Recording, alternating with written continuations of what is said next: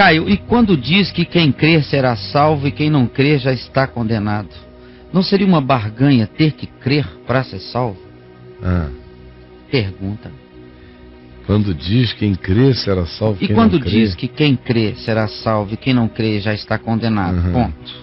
Não seria uma barganha ter que crer para ser salvo, Caio? É quando você pensa em crer como algo que o homem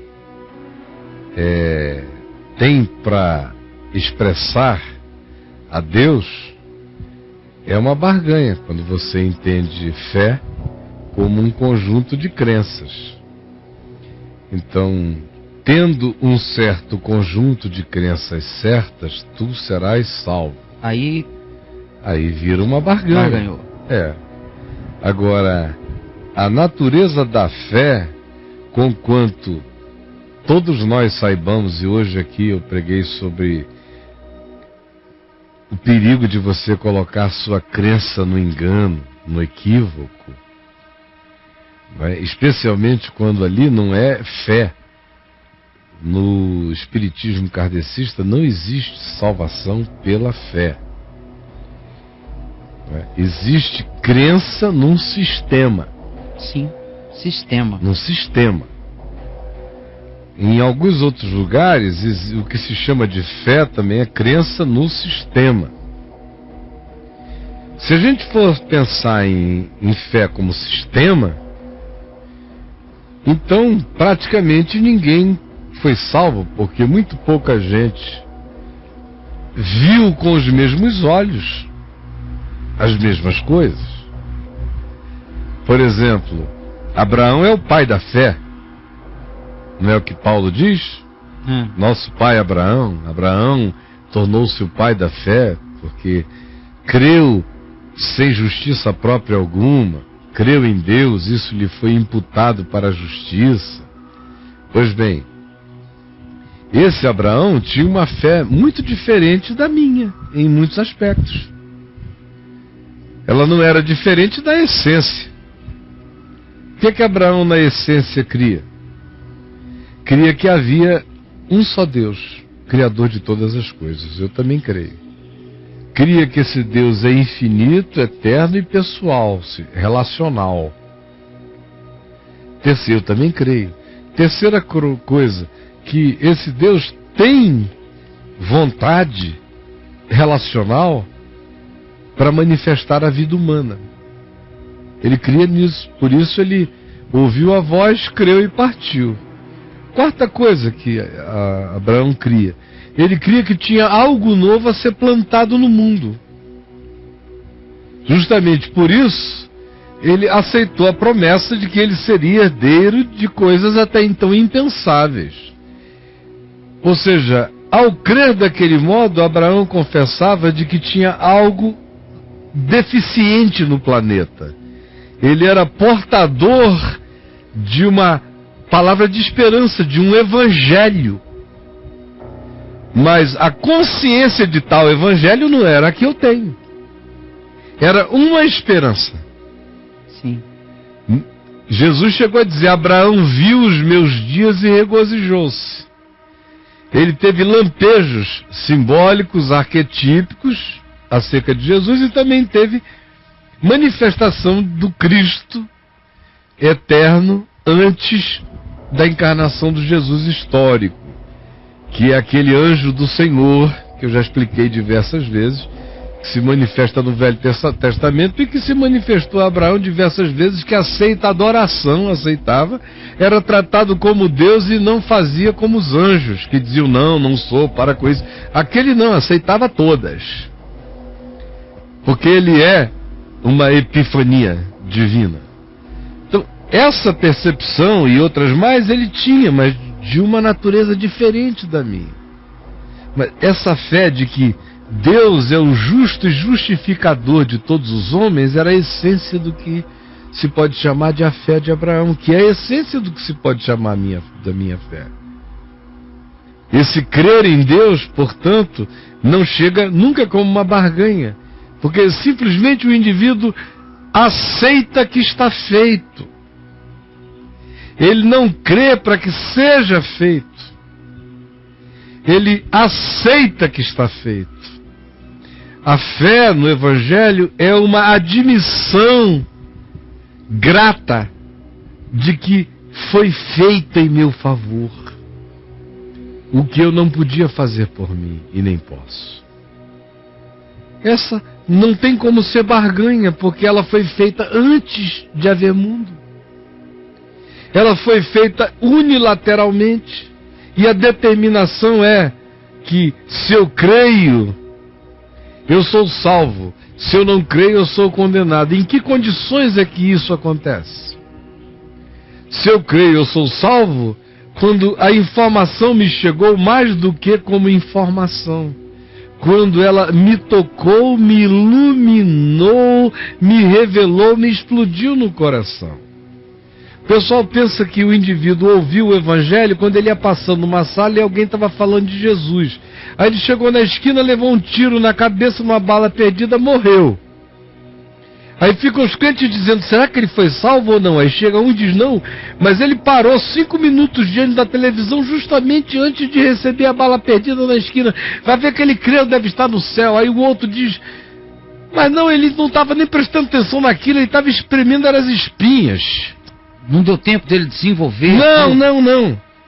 Isso é cabecinha de crente, de ameba. Não é? Aí ficam assim nessa história. Não, tinha uma enfermeira no hospital que falou com ele antes dele morrer. Ele ainda até levantou o dedo assim, moribundamente. Ele levantou o dedo. Ele disse assim, ó, tá aqui. Aí, viu Jesus? Tá aqui. Ó. Entendeu? Cabecinha de crente.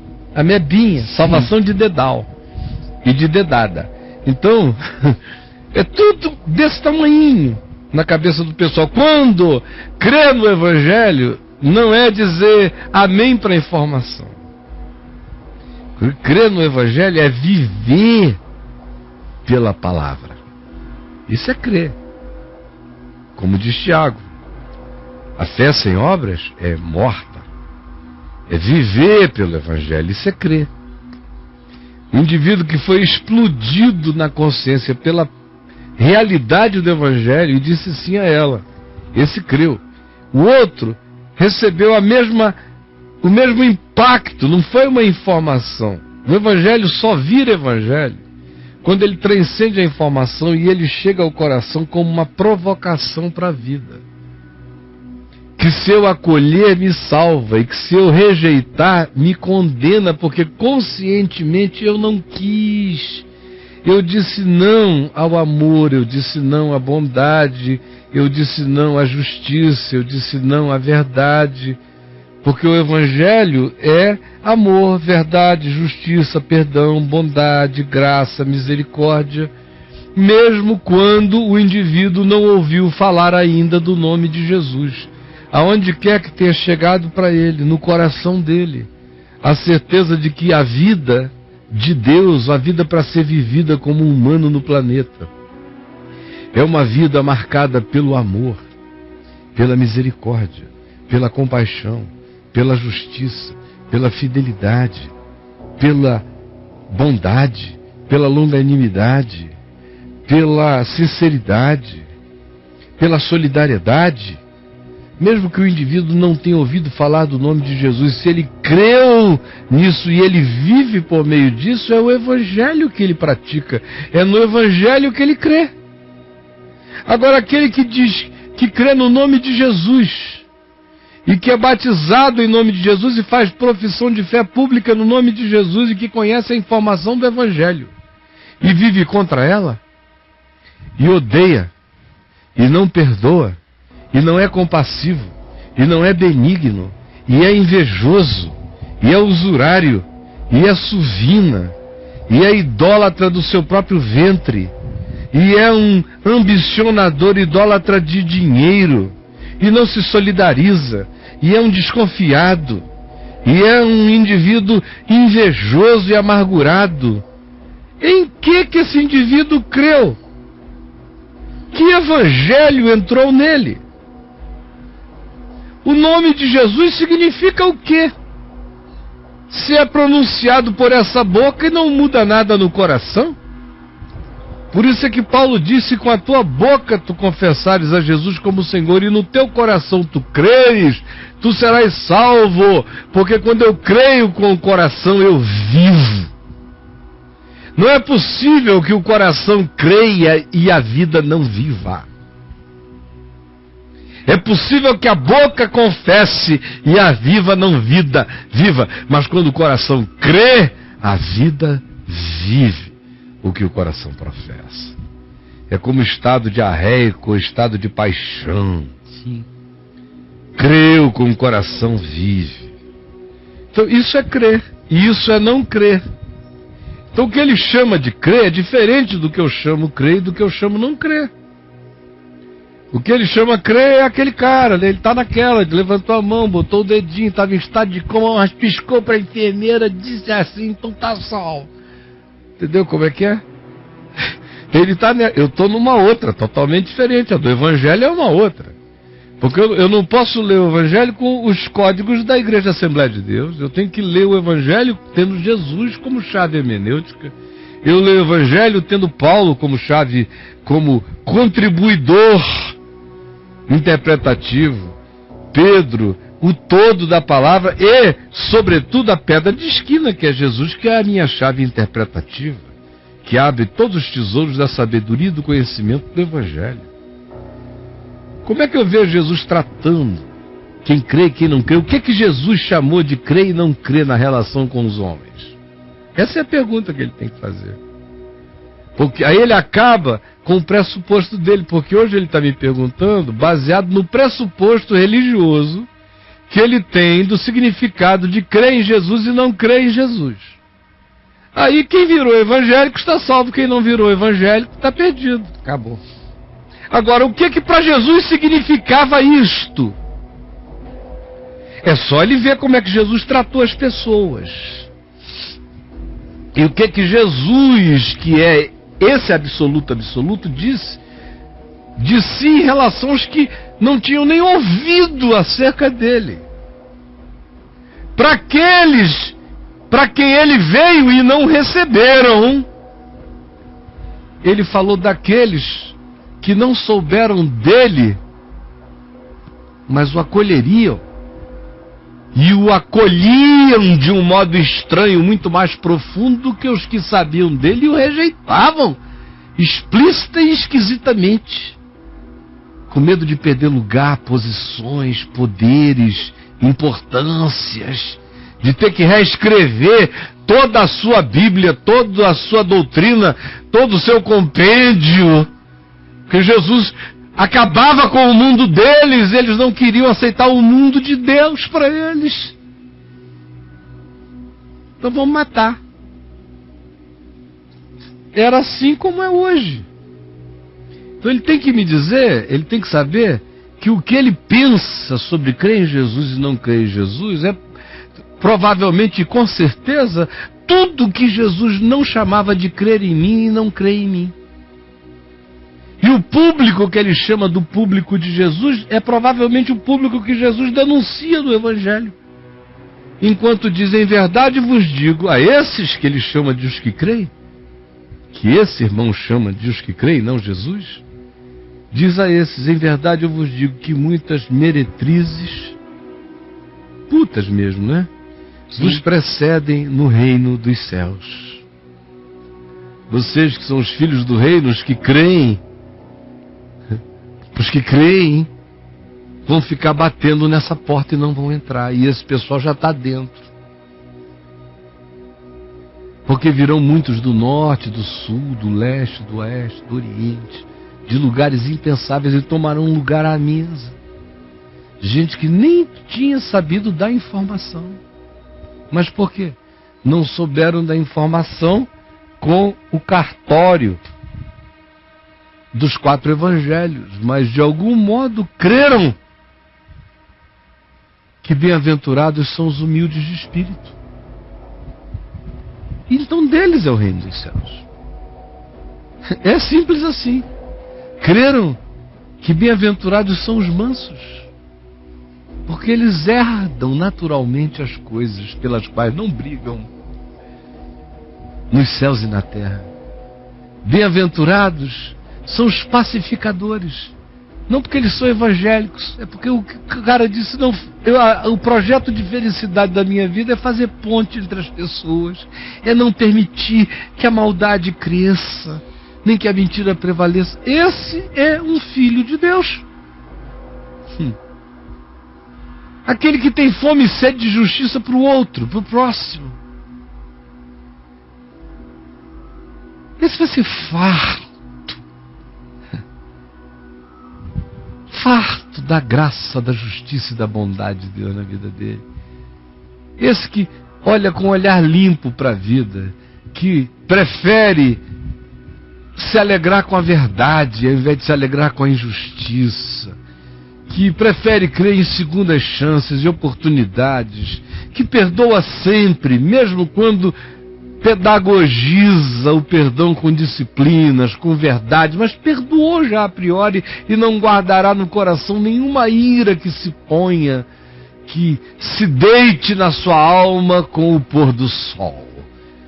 Esse que mantém o coração limpo de sentimentos perversos e o olhar e a interpretação, e que foge dos juízos finais, e que teme e treme ante as condenações, e que torce sempre para que a misericórdia prevaleça sobre o juízo, e para que o amor de Deus vença a ignorância e a estupidez humana. Esses que têm esse olhar limpo, veem a Deus e verão a Deus em qualquer lugar do mundo.